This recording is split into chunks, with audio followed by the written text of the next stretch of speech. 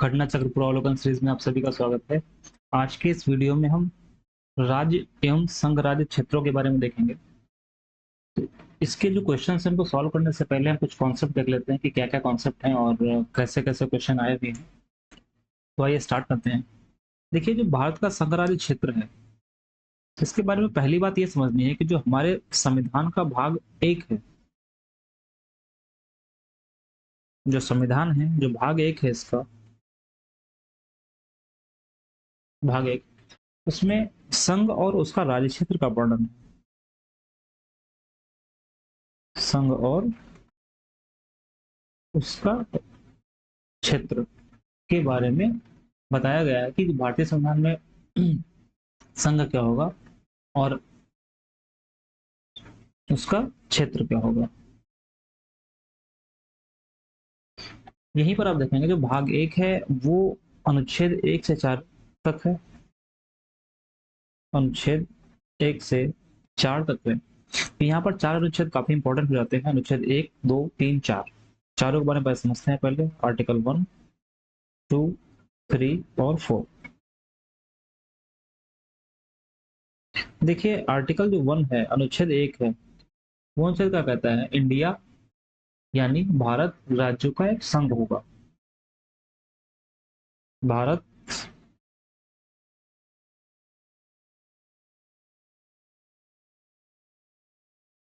यानी इंडिया यानी भारत क्या होगा? राज्यों का संघ होगा। अब यहाँ पर एक बात समझनी है कि राज्यों का संघ होगा, इसका मतलब क्या होगा? Union of state. Union of state. यहाँ पर ध्यान रखने वाली बात यह है कि इंडिया पूरे कॉन्स्टिट्यूशन में, जो इंडिया का कॉन्स्टिट्यूशन है, इसमें कहीं पर भी फेडरल वर्ड का मेंशन नहीं है। फेडरल शब्द का उल्लेख कहीं पर भी नहीं है। तो अनुच्छेद 1 क्या कहता है? इंडिया दैट इज भारत क्या होगा? यूनियन ऑफ स्टेट होगा, मतलब कि राज्यों का संघ होगा। उसका साथ में अनुच्छेद 2 क्या कहता है? अनुच्छेद 2 कहता है कि जो भारत है, इसमें जो राज्य हैं, उनका प्रवेश और स्थापना भारत की संसद करेगी। नए राज्य, नए राज्यों के प्रवेश या स्थापना, के प्रवेश या स्थापना कौन करेगा? संसद करेगी। अनुच्छेद 3 क्या कहता है? अनुच्छेद 3 यह कहता है कि कोई नए राज्य का निर्माण, दोनों में मैं अंतर समझा दूंगा अभी। नए राज्य का निर्माण, निर्माण के साथ साथ में अगर देखेंगे तो वर्तमान, वर्तमान राज्य की जो सीमाएं हैं, राज्य के जो क्षेत्र है,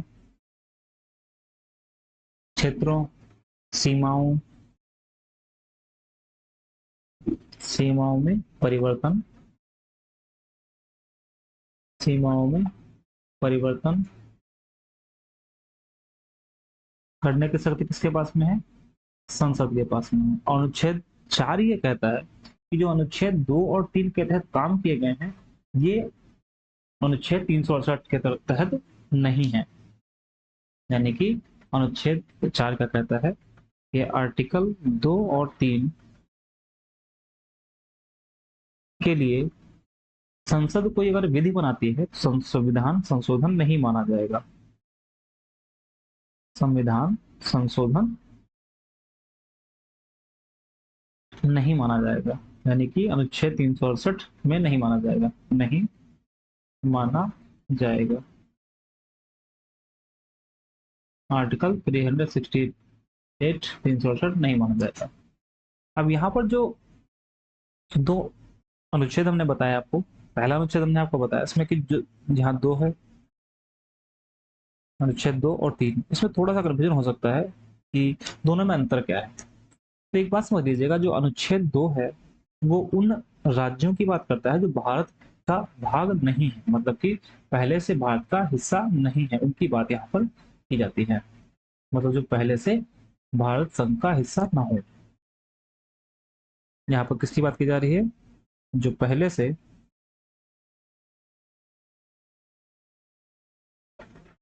जो पहले से भारत संघ का हिस्सा ना हो, हिस्सा ना हो। जैसे एग्जांपल में अगर देखें तो सिक्किम इसका सबसे अच्छा उदाहरण हो सकता है। जैसे सिक्किम, एग्जांपल क्या होगा इसका, सिक्किम, क्योंकि सिक्किम को भारत में शामिल किया गया पूर्ण रूप का पूर्ण देखो, दो संविधान संशोधन हुए। संविधान संशोधन का मतलब हुआ कि अनुच्छेद 2 के तहत जो कि 368 में नहीं माना जाएगा, 35वां और 36वां, 35वां और 36वां। 35वां संविधान संशोधन कब होता है, तो ये होता है 1974 में, और ये कब होता है 1975 में। यहाँ पर क्या हुआ कि जो सिक्किम है इसको सहयोगी राज्य का दर्जा दिया गया, सहयोगी राज्य का दर्जा दिया गया। और 1975 में जब 36वां संविधान संशोधन हुआ तो उसको पूर्ण राज्य का दर्जा दे दिया गया, पूर्ण राज्य का दर्जा मिला। मतलब ये हुआ कि सिक्किम भारत का पहले भाग नहीं था, लेकिन इसको संविधान संशोधन के माध्यम से इसमें जोड़ दिया गया। संविधान संशोधन का मतलब ये हुआ कि ये अनुच्छेद 368 में नहीं आएगा, अनुच्छेद 2 में आएगा। ठीक है। अब यहाँ पर जब ये सब काम किए जाते हैं, काम किए जाने का मतलब है कि नए राज्यों के प्रवेश से स्थापना कौन करेगा, संसद करेगी। अब संसद कैसे करेगी, तो हमने आपको बताया संविधान संशोधन के माध्यम से, लेकिन उसको संविधान संशोधन की प्रक्रिया से बाहर रखा जाएगा। इसका मतलब ये हुआ कि जब कोई बिल आएगा, बिल का मतलब है कि मान लीजिए कि किसी राज्य को भारत में शामिल करना है, तो उसके लिए किसको अथराइज किया गया है, वो संसद को किया गया है। तो संसद क्या करेगी, अपने कार्य में, मतलब जो संसद कार्य करेगी वो साधारण बहुमत से किया जाएगा। मतलब ये जो काम किए जा रहे हैं अनुच्छेद 2 और 3 में किए जा रहे हैं, इसको इसमें किया जाएगा साधारण बहुमत से, साधारण बहुमत से किया जाएगा।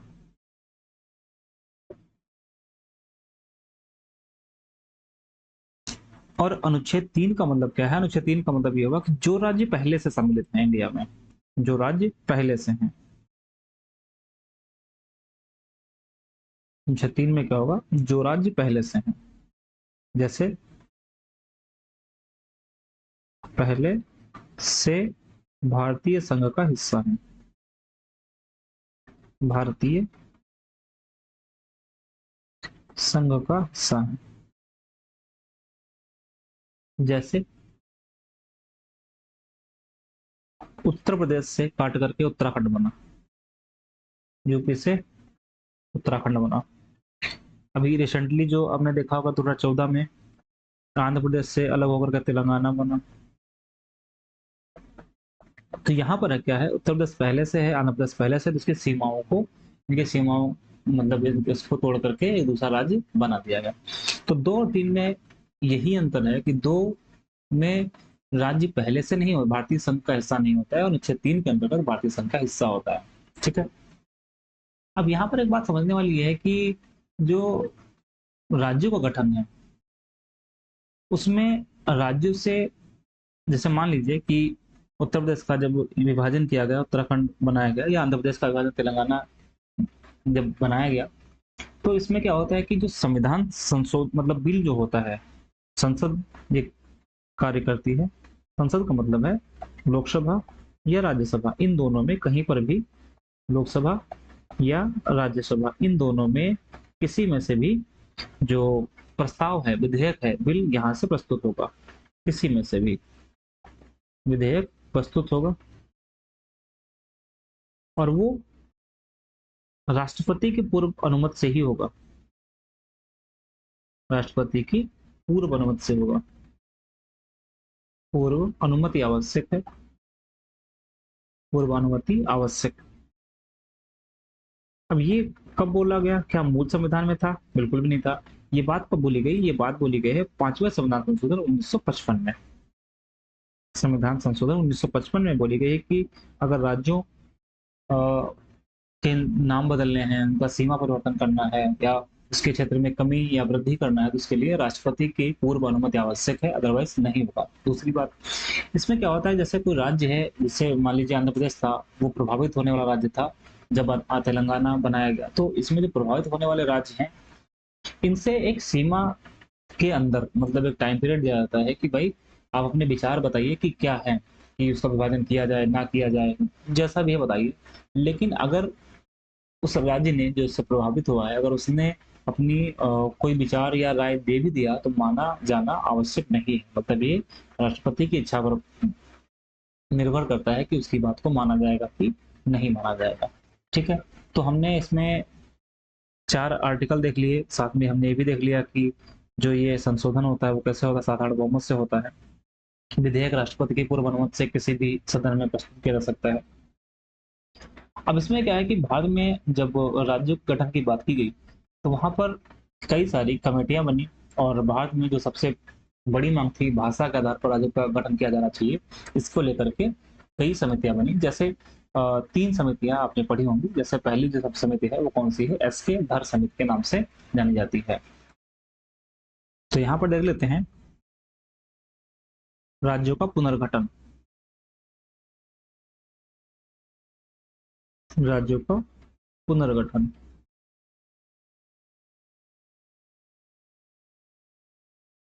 पुनर्गठन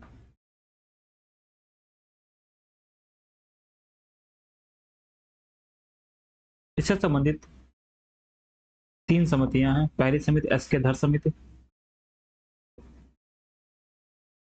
एस के धर आयोग कमेटी बनी थी, एस के धर आयोग। दूसरी समिति है जेवीपी कमेटी समिति। तीसरी है फजल अली आयोग, फजल अली आयोग। पहला जो कमीशन है इसके अंदर, इसके अध्यक्ष कौन थे, तो अच्छा, इसका गठन कब हुआ था, तो 1948 में हुआ था, जून 1948 में। अध्यक्ष कौन थे, तो इसके दर्जी ही थे, उनके नाम से आयोग बना था, इसके धर थे। और इसने जो अपनी रिकमेंडेशन दी, उस रिकमेंडेशन में बोला, मतलब अपनी सिफारिश में बोला कि भाषा के आधार पर प्रांतों का गठन नहीं होना चाहिए।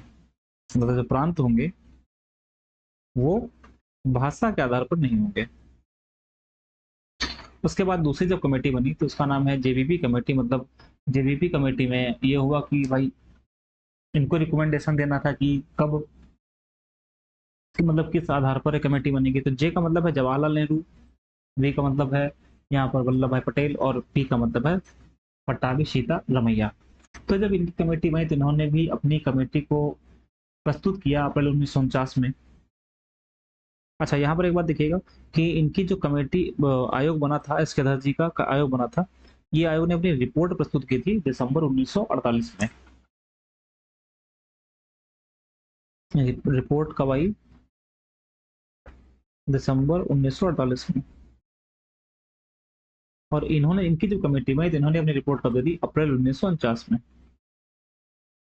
1949 में रिपोर्ट दी।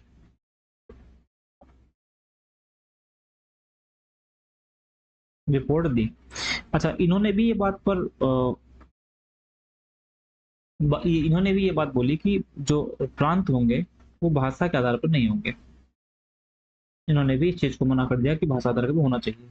इसके बाद तीसरा जो कमीशन बनता है उसका नाम है फजल अली। देखिए यहाँ पर 2 चीजें इंपॉर्टेंट हो जाती हैं कि एक तो ये जो आयोग बना फजल अली आयोग, इसके अध्यक्ष कौन थे, तो अध्यक्ष फजल अली ही थे।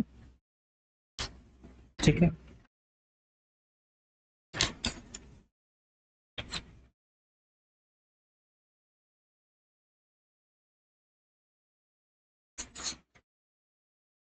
फजल अली।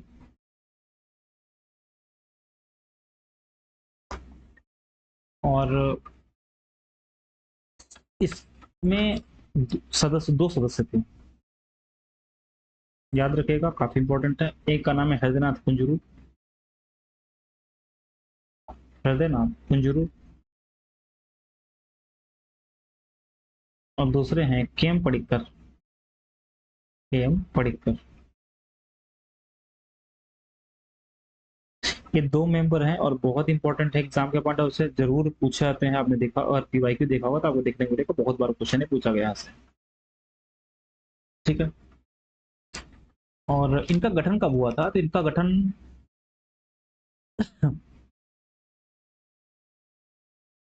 इनका गठन जो है जेबीपी कमेटी के बाद में ही हुआ था। और इन्होंने सिफारिश करी, वो सिफारिश आपको ध्यान रखना है कि इन्होंने रिपोर्ट किया था, रिकमेंडेशन क्या किया, सिफारिश ये करी कि जो राज्य होंगे कितने होंगे।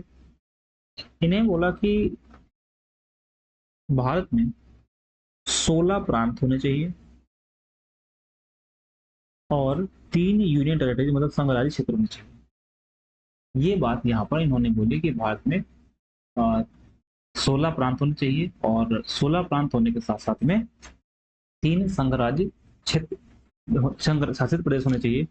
अच्छा यहाँ पर हाँ ठीक है, इनकी रिपोर्ट, ये गठन कब हुआ था? इनका गठन तो 1953 में हुआ था, इसके बाद में 1953 में। और इन्होंने रिपोर्ट अपनी कब दे दी? रिपोर्ट दे दी 1955 में।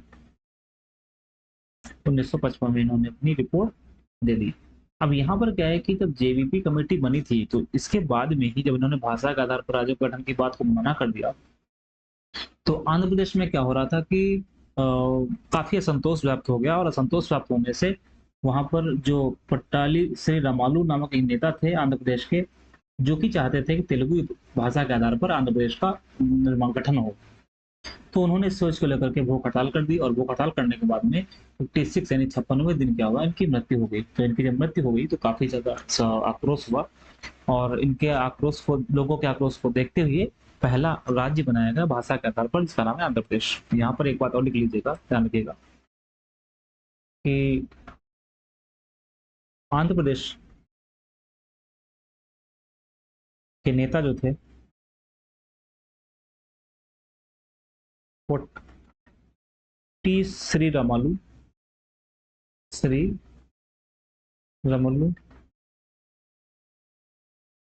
की 56 दिन बाद मतलब डेथ हो गई, मृत्यु हो गई, जिससे बहुत ज्यादा वहां पे लोग आक्रोशित हो गए। तो लोगों को शांत करने के लिए आंध्र प्रदेश को पहला भाषा के आधार पर, भाषा के आधार पर, भाषा के आधार पर राज्य कौन सा बनाया गया? आंध्र प्रदेश। आंध्र प्रदेश, इस बात को आपको ध्यान रखना है और काफी ज्यादा इंपॉर्टेंट है। ठीक है, तो इस तरीके से हमने इसे मोटी मोटी बातें समझ ली। एक बात और समझ लीजिएगा, जब सब रिपोर्ट्स आ गई, मतलब इन्होंने जब रिपोर्ट दे दी, हैदराबाद फजील अली आयोग ने जब अपनी रिपोर्ट दे दी, तो इनके रिपोर्ट में कुछ चेंजेस किए गए। और चेंजेस करने के बाद में भारत में जब चेंजेस हो गए, तो इसके बाद में 1956 में राज्य पुनर्गठन अधिनियम लाया गया। राज्य पुनर्गठन अधिनियम लाया गया। कब लाया गया? 1956 में गठन अधिनियम लाया गया, 1956 में लाया गया। और इसमें बोला गया कि जो भारत में राज्य होंगे यानी प्रांत होंगे वो कितने होंगे? 14 प्रांत होंगे प्लस 6 केंद्र शासित प्रदेश होंगे, यूनियन टेरिटरीज, केंद्र शासित प्रदेश होंगे। यहाँ पर एक बात ध्यान रखने वाली है कि जब फजल अली कमीशन ने सिफारिश की थी तो उसमें बोला गया था कि 16 और 3 बोला गया था, मतलब 16 प्रांत होंगे, 3 यूनियन टेरिटरीज होंगी। लेकिन जब राज्य पुनर्गठन अधिनियम मतलब पास हुआ, बनाया गया, तो उसमें 14 प्रांत और 6 केंद्रीय प्रदेश की बात की गई। ठीक है, तो यहाँ पर हम लोगों ने एक बेसिक सी बात समझ ली कि कौन सा राज्य मतलब कौन सी कमेटी कब बनी और कैसे कैसे जब राज्यों में चेंज करना होता है तो कौन सी कमेटी या कौन सा आर्टिकल काम करता है। अब यहाँ पर क्या है कि जब राज्य बनना शुरू हुए तो 1953 में राज्य बन गए, तो फिर राज्य बनते रहे धीरे धीरे। कुछ राज्य जैसे कि आप देखेंगे हरियाणा, पंजाब, मेघालय, इसके साथ साथ में तेलंगाना, उत्तराखंड, झारखंड, ये सब बने। तो यहाँ पर एक आप अभी आगे देखेंगे क्वेश्चन पूछता है क्रम को लेकर के कि 4 राज्य देगा, वो बता पूछता है उसमें कि कौन सा राज्य पहले बना, कौन सा राज्य बाद में बना, कुछ इस तरीके से। तो पहले हम यहाँ पर शॉर्ट ट्रिक देख लेते हैं जो परमानेंट याद रहेगी आपको, आप भूलेंगे नहीं उसके बाद में अगर ध्यान से आप देखेंगे तो। जैसे शॉर्ट ट्रिक है, आम गुनाह है, आम गुनाह है, मैम तुलसी, मैम तुलसी गाओ और मोजे लो, और मोजे लो, मोजे लो, CUGT, CUGT। देखिए, आम गुनाह है, आम गुनाह है का मतलब ये हुआ कि आ से आंध्र प्रदेश, आंध्र प्रदेश, मा से महाराष्ट्र, गुनाह में गुनाह, गा से गुजरात, ना से नागालैंड,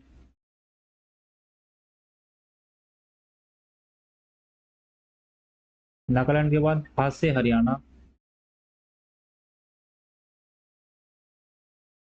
तो ये आम गुनाह है, और है से यहाँ पे क्या होगा, हिमाचल प्रदेश, हिमाचल प्रदेश। मैम में पहला मैं वाला जो है इसमें क्या होगा, मेघालय,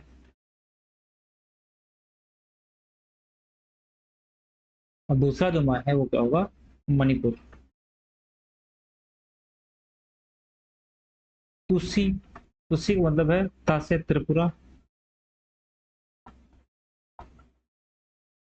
और सी का मतलब क्या है, सिक्किम। गाओ, गा से गोवा,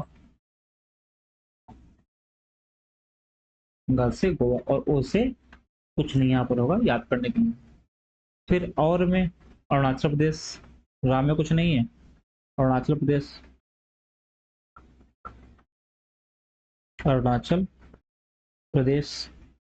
फिर मोजेले मतलब मिजोरम,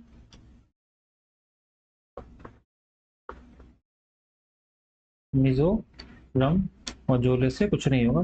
फिर CUG, सी का मतलब छत्तीसगढ़,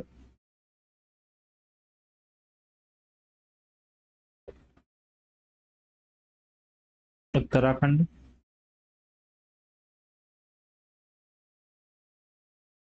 झारखंड।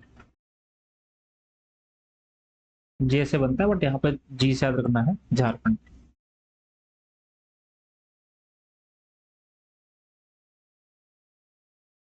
ये यहाँ पर जी याद रखने के लिए मैंने बनाया, बट आप जे लिख लीजिएगा, झारखंड। और टी मीन्स तेलंगाना। ठीक है, तो नए राज्य बने, पहला 1953, महाराष्ट्र और गुजरात 1960, नागालैंड 1963, हरियाणा 1966, हिमाचल 1971, मेघालय 1972, मणिपुर 1972, त्रिपुरा 1972, 1972, सिक्किम 1975, गोवा 1987, अरुणाचल 1987, मिजोरम 1987, छत्तीसगढ़ उत्तराखंड सन 2000,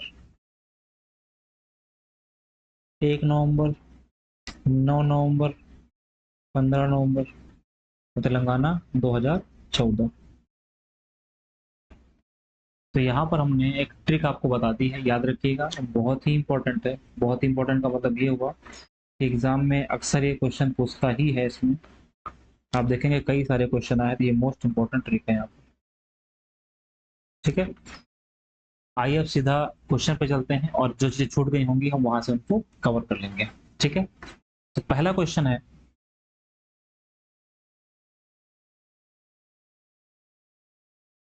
जहाँ पे लिस्ट बनी है वही लिस्ट जो हमने लिखी है, सेम वही लिस्ट है, कोई अंतर नहीं है, ठीक है। तो आप ट्रिक्स याद रखेंगे तो दिक्कत नहीं होगी। पहला क्वेश्चन है, भारत संविधान में हमारे राष्ट्र का उल्लेख किन किन नामों से किया गया है? तो किन किन नामों से किया गया है? तो मैंने बताया कि आर्टिकल 1 अनुच्छेद 1, जो अनुच्छेद 1 है, क्या कहता है? भारत अर्थात इंडिया, भारत अर्थात इंडिया, इंडिया यानी कि भारत और इंडिया का नाम मेंशन है। ऑप्शन ए, जैसे यहाँ पे लिखा हुआ है इंडिया दैट इज भारत लिखा हुआ है, इंग्लिश में अगर देखेंगे तो क्या होगा? India that is Bharat shall be A union of state. यहाँ पर किसकी बात की जा रही है? तो यूनियन ऑफ स्टेट की बात की जा रही है। हमने पहले ही बताया था कि कहीं पर भी फेडरल शब्द का उल्लेख नहीं है, ठीक है। नेक्स्ट क्वेश्चन, भारत के प्रथम अनुच्छेद के अनुसार भारत है क्या है? यूनियन ऑफ स्टेट्स, राज्यों का यूनियन है, ठीक है। संविधान के निम्नलिखित में से किस प्रावधान के अंतर्गत भारतीय संसद को नया राज्य बनाने का अधिकार है? किसमें है? अनुच्छेद 3 में। हमने आपको बताया था कि अनुच्छेद 1 में क्या बोलता है? अनुच्छेद 1 में बोलता है इंडिया और भारत के बारे में बताया गया है। अनुच्छेद 2 क्या बोलता है?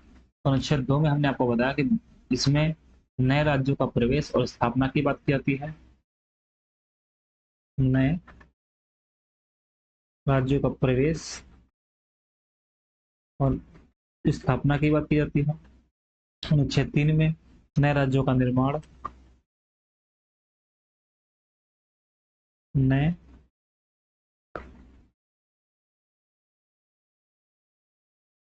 नए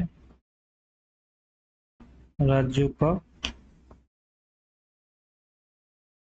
निर्माण, सीमा में बदलाव, बढ़ाना या घटाना, क्षेत्र में बदलाव, बढ़ाना या घटाना, नाम में चेंज, और अनुच्छेद 4 क्या है? 2 और 3 के तहत किए गए कार्य अनुच्छेद 368 से बाहर होंगे, और जो अनुच्छेद 5 है वो नागरिकता से संबंधित है, सिटीजनशिप से संबंधित है। नए राज्य के गठन की शक्ति किसमें निहित है? तो संसद में निहित है।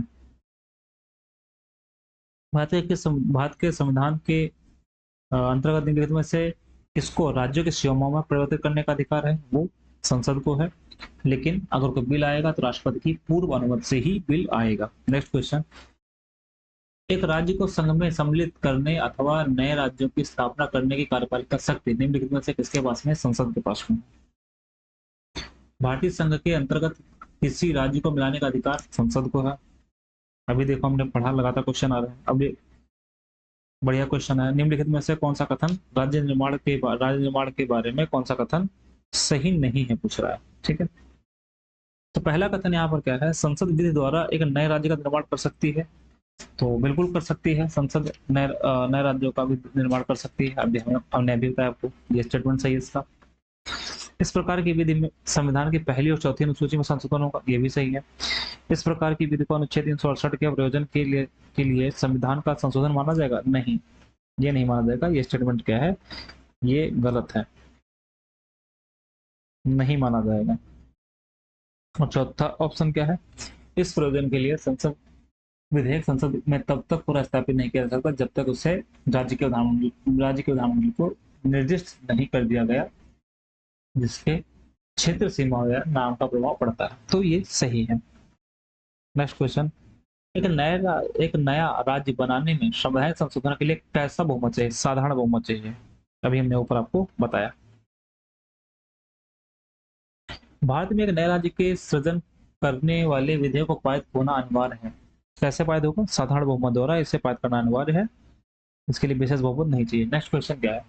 भारत संघ नहीं है, किसी भी राज्य का क्षेत्र सीमा नाम उसकी सहमति के बिना पराधिक करने के साथ संसद प्राप्त है, तो आर सही है लेकिन ए गलत है। क्यों? क्योंकि भारत तो यूनियन ऑफ स्टेट तो है ही, यूनियन ऑफ स्टेट्स ये तो है ही, तो ए गलत है, आर सही है। नेक्स्ट, संवैधानिक प्रावधानों के अनुसार राज्यों की सीमाओं को बदलने के लिए किसकी सहमति आवश्यक है? तो राज्यों की सहमति आवश्यक नहीं है। हमने आपको बताया था अभी कि राज्यों के पास में एक समय सीमा निर्धारित करके भेज दिया जाएगा कि उसका व्यू जानने के लिए क्या है, लेकिन ये कंपल्सन नहीं है कि उसकी बात मानी ही जाए। नेक्स्ट क्वेश्चन, निम्नलिखित में से कौन एक नए राज्यों के निर्माण का संविधान उपबंध नहीं है? तो सीमा उपबंध नहीं है। किसी राज्य का क्षेत्र बढ़ाना, घटाना, घटाकर किसी राज्य का नाम बदल कर एक हाँ एक संघ राज्य, एक राज्य संघ राज्य क्षेत्र में शामिल कर सकेगा, ये अनुच्छेद 2 में आएगा।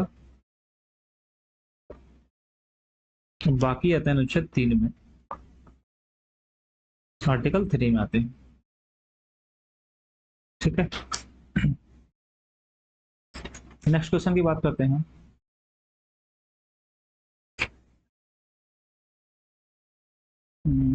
एक संघ, नेक्स्ट क्वेश्चन देखते हैं। निम्नलिखित से कौन सा संविधान के अनुच्छेद 3 के तहत संभव नहीं है? तो ये संभव नहीं है क्योंकि नए राज्यों का जो एडमिशन होता है, प्रवेश होता है, वो आर्टिकल 2 में, अनुच्छेद 2 में, बाकी सब अनुच्छेद 3 में।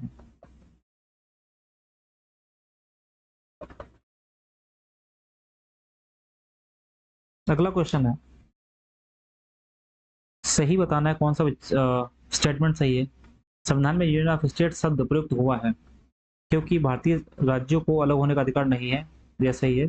इसके द्वारा आयोग ने राज्यों को प्रणाली के तहत भाषा की अपेक्षा प्रशासनिक सुविधा को वरीयता दी, ये भी सही है।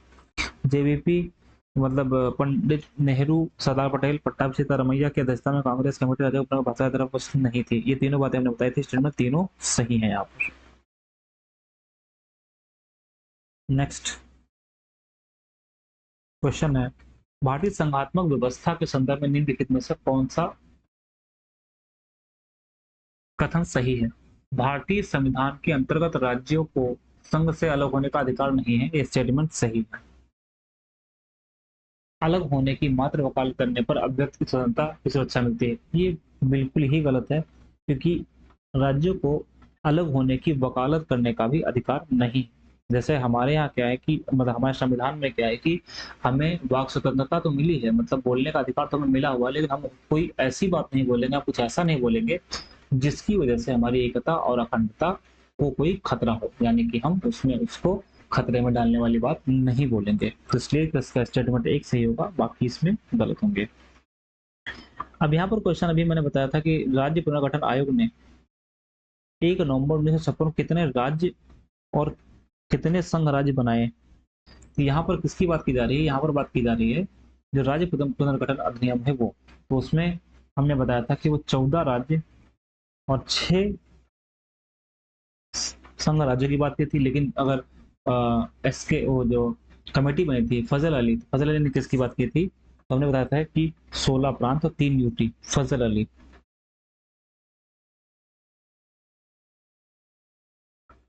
फजल अली ने किसकी बात की थी? कितने राज्यों की बात की थी? 16 राज्य, प्रांत और 3 यूटी की बात की थी। ठीक, तो यहाँ पर ये क्या पूछ रहा है?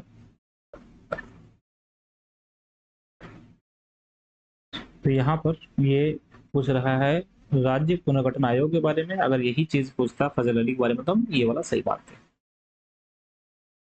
1956 के राज्य पुनर्गठन नियम में कितने राज्य थे? 14 राज्य, 6 शासी प्रदेश। भारत में कितने राज्य और संघ शासित प्रदेश हैं? तो यहाँ पर इसका आंसर होगा कोई नहीं, क्योंकि अभी वर्तमान में अगर देखा जाए तो 28 राज्य और 8 केंद्र शासित प्रदेश हैं। अभी कितने राज्य इसमें लिखा भी होगा? 28 राज्य और 8 केंद्र शासित प्रदेश हैं। भारत में 28 राज्य और 8 केंद्र शासित संघ राज्य क्षेत्र है। ठीक है, तेलंगाना राज्य बनने के बाद में भारत में कुल राज्यों की संख्या कितनी है? तो अगर हम जिस टाइम क्वेश्चन आया उस टाइम के हिसाब से आंसर देखेंगे तो 29 होगा, लेकिन अभी वर्तमान के हिसाब से आंसर कितना हो जाएगा, तो 28 हो जाएगा। क्यों 28 हो जाएगा, इसमें साफ साफ लिखा हुआ है कि हमारे यहाँ 28 राज्य और 7 केंद्र शासित प्रदेश हुआ करते थे, जिसमें से तेलंगाना बना। जब तेलंगाना बन गया तो 29 राज्य और 7 केंद्र शासित प्रदेश हो गए। उसके बाद में क्या हुआ कि जम्मू कश्मीर और लद्दाख को संघ राज्य क्षेत्र घोषित कर दिया गया, जिससे हमारे यहाँ 28 राज्य तो बने रहे, लेकिन 2 और केंद्र शासित प्रदेश जुड़ गए, तो हो गए टोटल 9। फिर उसके बाद क्या हुआ, दादरा और नागर हवेली तथा दमन द्वीप को जोड़कर के एक केंद्र शासित प्रदेश बना दिया गया, जिसकी वजह से एक कम हो गया और हमारे यहाँ कितना हो गया, राज्य तो 28 ही रहा, लेकिन संघ राज्य क्षेत्र कितना हो गया, 8। इसलिए वर्तमान में देखेंगे तो भारत में 28 राज्य और 8 संघ राज्य क्षेत्र है। अगले क्वेश्चन की बात करते हैं। यहाँ पर कितने संघ राज्य क्षेत्र है, तभी 8। कौन सा नहीं है, तो गोवा संघ राज्य क्षेत्र नहीं है, लेकिन हमने आपको अभी बताया था गोवा को कब शामिल किया गया था, तो 1987 में शामिल कर लिया गया। किस राज्य की राजधानी का नाम स्वतंत्रता प्राप्ति के बाद अभी तक बदला नहीं है, तो देखिए इसमें किसी भी राज्य की बात मतलब अगर देखें तो राजधानी स्वतंत्रता के बाद देखेंगे तो आंध्र प्रदेश की राजधानी हैदराबाद का नाम अभी तक बदला नहीं गया। हालांकि इसमें आप देखेंगे तो अब आंध्र प्रदेश की राजधानी अमरावती है, ना कि हैदराबाद है। इसकी राजधानी क्या है, अमरावती। अब हैदराबाद किसकी राजधानी हो गई है, तेलंगाना की, तेलंगाना की हो गई है। इसके बाद देखेंगे आप जो तमिलनाडु है की राजधानी मद्रास का नया नाम क्या होगा, चेन्नई। पश्चिम बंगाल की राजधानी कलकत्ता का नया नाम क्या होगा, कोलकाता। और केरल की राजधानी त्रिवेंद्रम का अद्यतन नाम क्या हो गया, तिरुवनंतपुरम। ठीक है। नेक्स्ट क्वेश्चन, दिल्ली है, क्या है दिल्ली, एक केंद्र शासित प्रदेश है। किस संविधान संशोधन में दिल्ली को राष्ट्रीय राजधानी एनसीआर राष्ट्रीय राजधानी क्षेत्र दिया गया, तो 69th 69वां संविधान संशोधन 1991 में क्या किया गया, इसको राष्ट्रीय राजधानी क्षेत्र का दर्जा दिया गया। और साथ ही संविधान के अनुच्छेद 239 का के तहत दिल्ली को एनसीआर दर्जा दिया गया। ध्यान रखिएगा, तो संविधान संशोधन है वो कौन सा है, वो 69वां है, 69th है। और अनुच्छेद कौन सा है, अनुच्छेद 239 239 ए यानी का। भारत के संविधान में अनुच्छेद 240 के अंतर्गत कुछ संघ राज्यों के लिए विनियमन बनाने की राष्ट्रपति की शक्ति के संदर्भ में निम्नलिखित में से कौन सा सम्मिलित नहीं है, तो कौन सा सम्मिलित नहीं है, तो डी ऑप्शन, पुदुचेरी सम्मिलित नहीं है। ठीक है। नेक्स्ट क्वेश्चन की बात करते हैं। इसमें कौन सा गलत है, इसमें बात करते हैं। तो गोवा को 1987 में पूर्ण राज्य का दर्जा प्राप्त हुआ, सही है, प्राप्त हुआ था। दीव खंबात की खाड़ी में है, टापू है, बिल्कुल सही है। दमन और दीव को भारतीय संविधान 56वें संविधान संशोधन अलग कर दिया गोवा से, ये भी सही है। फिर इसमें गलत कौन सा है, तो ऑप्शन डी गलत है। दादरा और नागर हवेली 1954 तक फ्रांसीसी औपनिवेशिक शासन के अंतर्गत थे। ठीक है, तो इसमें ऑप्शन ये गलत है। क्यों, क्योंकि फ्रांसीसी नहीं थे, पुर्तगाली थे। फ्रांसीसी नहीं थे, पुर्तगाली थे। नेक्स्ट क्वेश्चन की बात करते हैं। अब देखिए ये क्वेश्चन देखना कितनी बार आया हुआ है। सिक्किम भारत का एक राज्य कब बना, मैंने बताया 35वां संविधान संशोधन 1974 बना, लेकिन 1974। लेकिन यहाँ पर क्या था, यहाँ पर सहयोगी राज्य का दर्जा इसको दिया गया, सहयुक्त राज्य, एसोसिएट स्टेट बोला गया, एसोसिएट स्टेट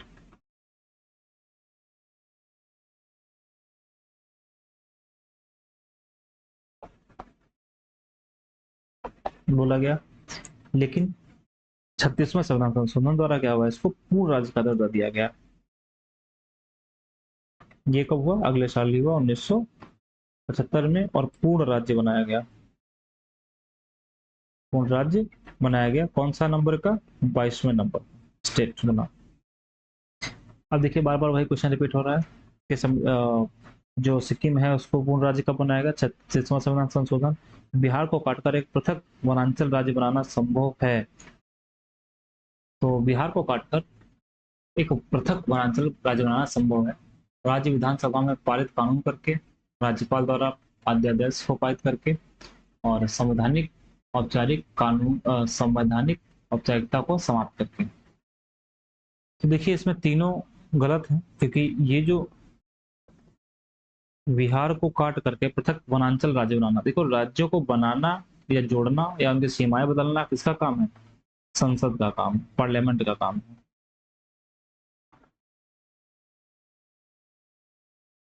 पार्लियामेंट का काम है, तो इसका आंसर क्या हो जाएगा? डी। अब स्टार्ट हो गए हैं देखिए क्वेश्चन, जो कि क्रोनोलॉजी वाले हैं, कि कौन सा राज्य पहले गठन हुआ था, किस राज्य का गठन पहले हुआ था, किस राज्य का गठन बाद में हुआ था। तो यहाँ पे पुट दिया हुआ है, मिलाना है। तो गोवा का गठन कब हुआ था? 1987 में। झारखंड सन 2000, तेलंगाना 2014, हरियाणा 1966। अब देखिएगा हरियाणा का बहुत बार पूछा गया है क्वेश्चन। जोड़ लेते हैं, इसमें क्या हो जाएगा? पहले सबसे क्या हो जाएगा? 4, 4 के बाद फिर क्या होगा? 1, तो ऑप्शन बी होगा। इसमें भी बात की जा रही है क्रोनोलॉजी की। छत्तीसगढ़ सन 2000, झारखंड भी 2000, सिक्किम 1975, अरुणाचल 1987। तो यहाँ पर 2 हो गए, तो मैंने आपको बताया था CUJT। छत्तीसगढ़ पहले हुआ है, उसके बाद में उत्तराखंड हुआ है, फिर झारखंड हुआ है, यानी 1 नवंबर, 9 नवंबर, और फिर ये है 15 नवंबर। तो पहले क्या होगा? नंबर 1, फिर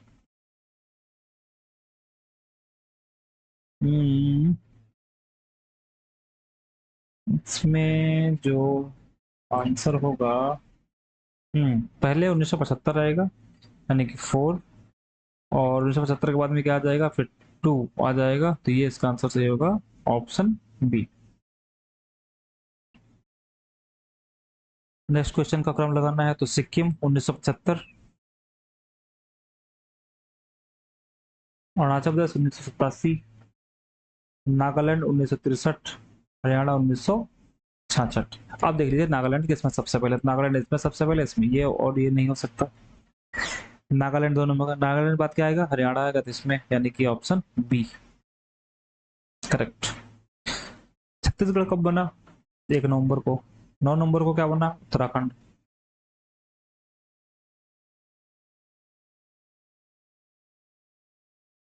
उत्तराखंड बना। उत्तराखंड कब बना? सन 2000 में, 9 नवंबर को।